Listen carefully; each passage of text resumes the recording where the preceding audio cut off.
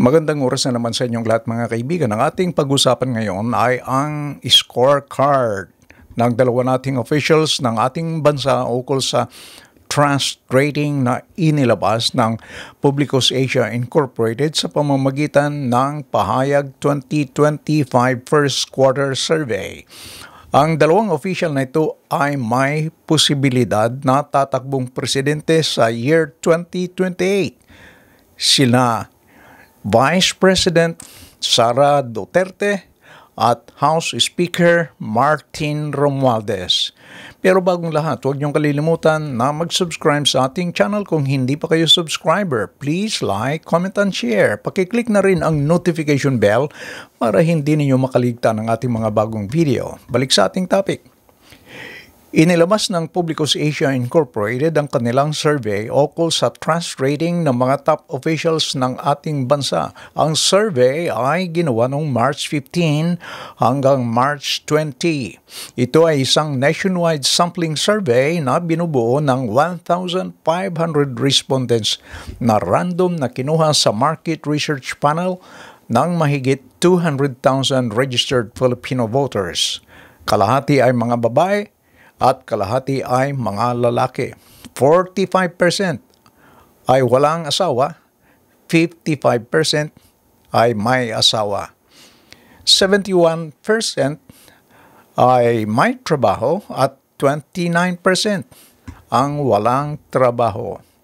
Ang focus ng talakayan natin ay ang trust rating ng dalawang official ng ating bansa, ang Vice President at ang Speaker of the House dahil may posibilidad na sila ay tatakbong presidente sa 2028. Narito ang resulta ng Publicos Asia Incorporated ukol sa trust rating nina Vice President Sara Duterte Carpio at House Speaker Martin Romualdez.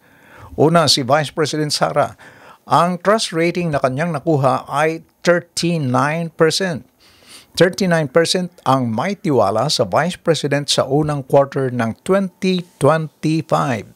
Noong nakarang last quarter ng 2024, 31% lamang ang may tiwala sa kanya, kaya lumaki ng 8% ang may tiwala kay Vice President Sara. Tignan naman natin kay House Speaker Romualdez. Ang may tiwala kay Speaker Romualdez ayon sa survey ay 10%. 10% lamang ang nakuhang grado ng ating House Speaker ukol sa pagtitiwala sa kanya. Lalong bumaba ang may tiwala sa kanya dahil noong last quarter ng 2024, 13% ang may tiwala sa House Speaker. Pero ngayon, ang may tiwala sa kanya ay 10% na lamang. Dumako naman tayo sa rating o grado ng dalawang official tungkol sa walang tiwala o mababa ang tiwala. Unahin natin ang Vice President. 39% ang grado ng ating Vice President. Ibig sabihin, 39% sa mga respondents ang walang tiwala o mababa ang tiwala kay VP Sara. Pero kung tutusin, may mas marami ang walang tiwala sa kanya noong last quarter ng 2024 dahil noon ang walang tiwala o mababa ng tiwala sa kanya ay 43%. Samantala, tignan naman natin ang kay Speaker Martin Romualdez. Ang walang tiwala o mababang tiwala sa Speaker ay 61%.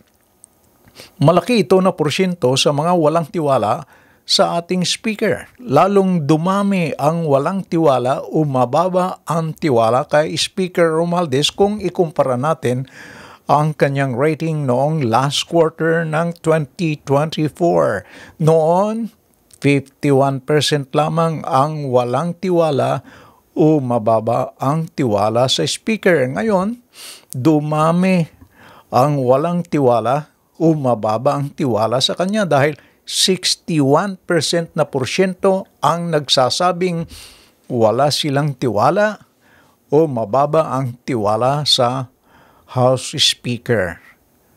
Mga kaibigan, yan ang resulta ng survey ng Publicos Asia Incorporated.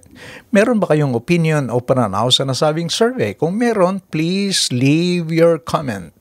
At huwag din kalilimutan na mag-like at mag-subscribe sa ating channel. Maraming salamat.